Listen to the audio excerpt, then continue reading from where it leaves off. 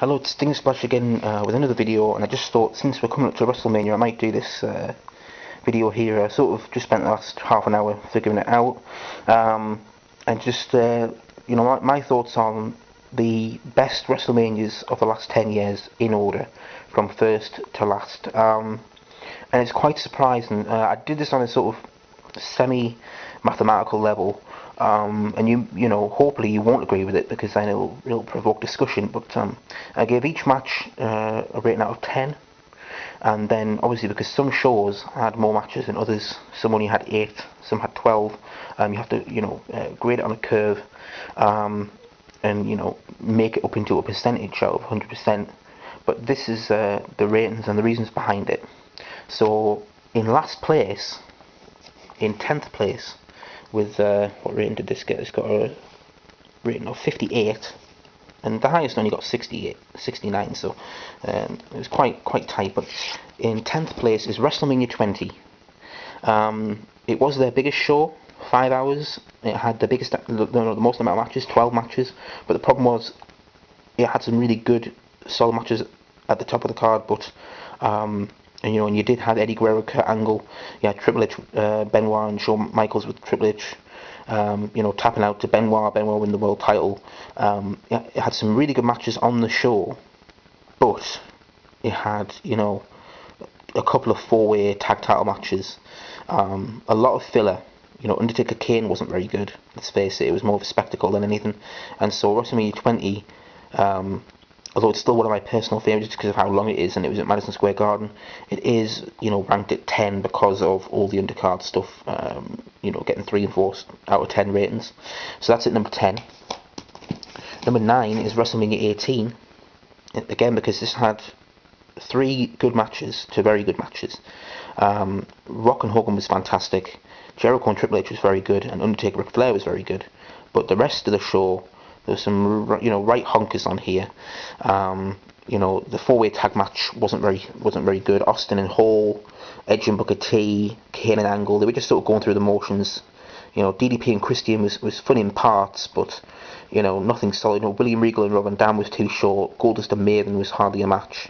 So the women's match was okay, but altogether, the show got a ranking of 59% out of 100. Up next we have 2 that had 61 rating, but I'm going to put one slightly ahead of the other. This is WrestleMania 22, which had 11 matches, and the one that's in 7th place is WrestleMania 21, which only had 8, which is why I've put that just ahead. WrestleMania 22 had some good matches on it, but again a lot of filler that drags the rating down. The Money in the Bank match was good. Triple H and John Cena had a good match. But Undertaker and Mark Henry was sort of meh.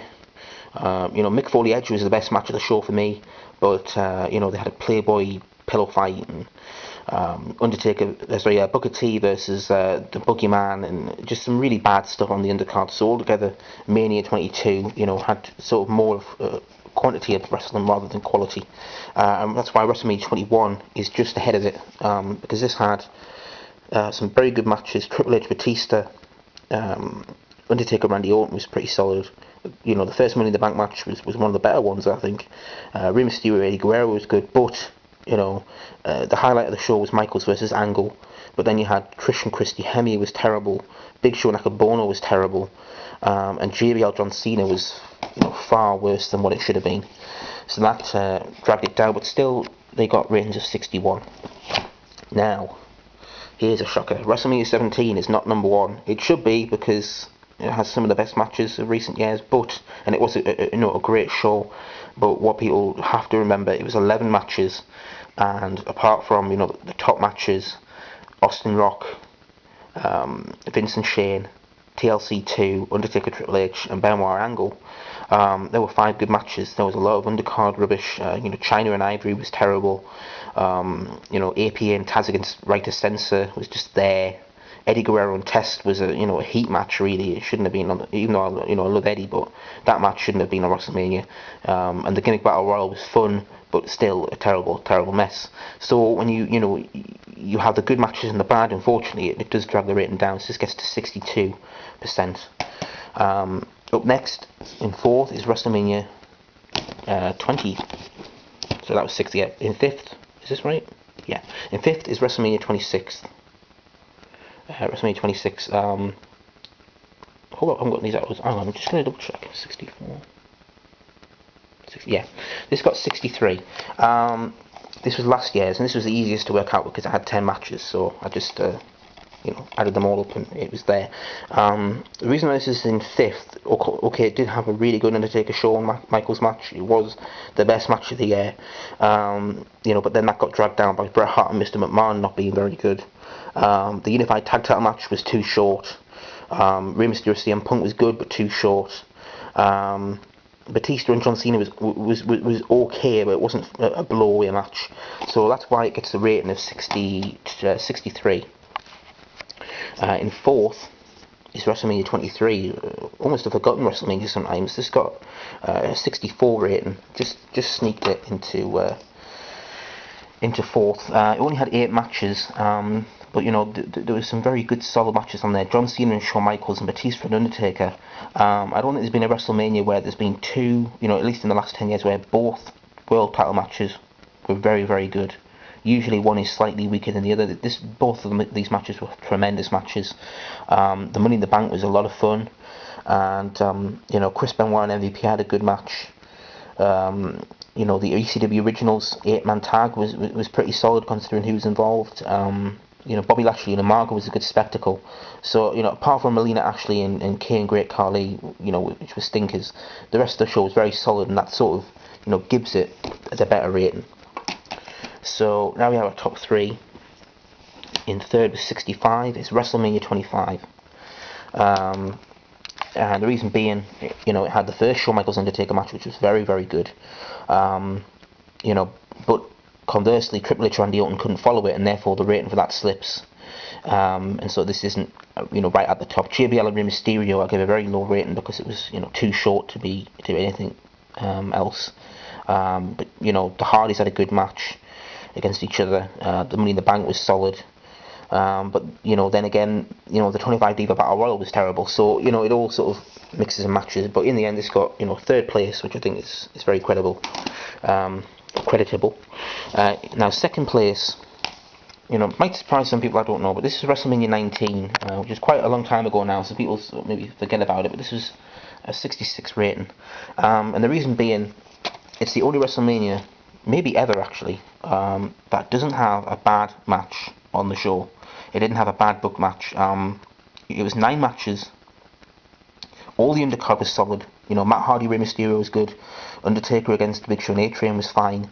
And the triple threat matches for the women's title and tag title matches, were very fine matches. Nothing terrible.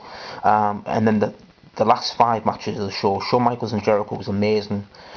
Triple H and Booker T was solid at best, but with Austin Rock, Angle, Lesnar, and Hogan McMahon, the whole show, each match was a very solid. There was no match on here that had a rating of less than 5 out of 10, and some had that. Some of them had 8 and 9 ratings. So altogether, out of 100%, this was in 2nd place.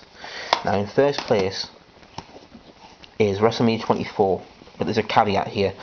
If I had included the Chavo Guerrero Kane match, which was 8 seconds, which I couldn't really give a rating to, but if I had rated that 1 out of 10, which is what I would have given it, it would have actually taken the show from 1st to about 6th, because it would have had 61% out of 100. So not including that match, this actually has a rating of, I think, 69. And the reason being because it had some, really, really good matches on this show. And altogether, so it probably was the best overall. Money in the Bank, brilliant.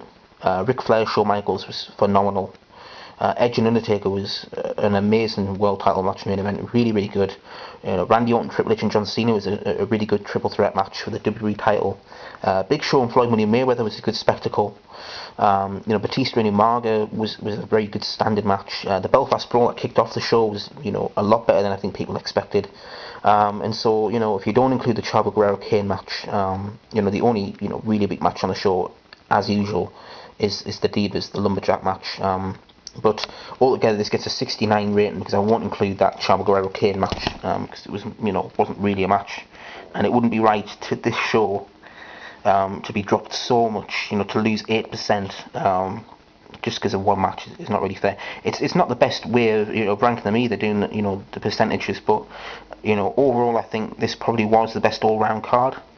So so in short, to go back through them, number 10 is WrestleMania 20, too much filler. WrestleMania 18 is at 9. Again, it was a 2-3 match show. WrestleMania 22 is at 18. 21 at 7. Sorry, WrestleMania 22 is at 8, not 18. Getting confused now. Too many numbers. WrestleMania 21 at 7. WrestleMania 17 at 6 because of the week undercard. Last year's WrestleMania 26 is at 5. WrestleMania 23 at 4. WrestleMania 25 at 3. WrestleMania 19 at 2. And number 1 is WrestleMania 24. So if you agree or disagree, let me know. But thanks again for watching, and rate and subscribe, whatever it is these days that you have to do. And I would like to see maybe other people's video responses to it, and what they thought. I could have gone all the way through from 1 onwards, but that would have just frizzled my mind, I think. I just thought I'd stick to the last 10, which I'm working my way through rewatching. I don't usually bother, but this year's WrestleMania looks good, so I'm gonna go back through and watch all of these. I've watched 17 and 18 so far. I'm gonna go back through and watch all these, and get ready and get hyped for this year's WrestleMania, because I think it'll be a good show. And who knows, maybe it'll bump one of the other ones out. Obviously, if I do this next year, 17 wouldn't be eligible, but maybe 27 will be right up there with 24. Who knows? But so thanks again for watching, and I'll see you all again later.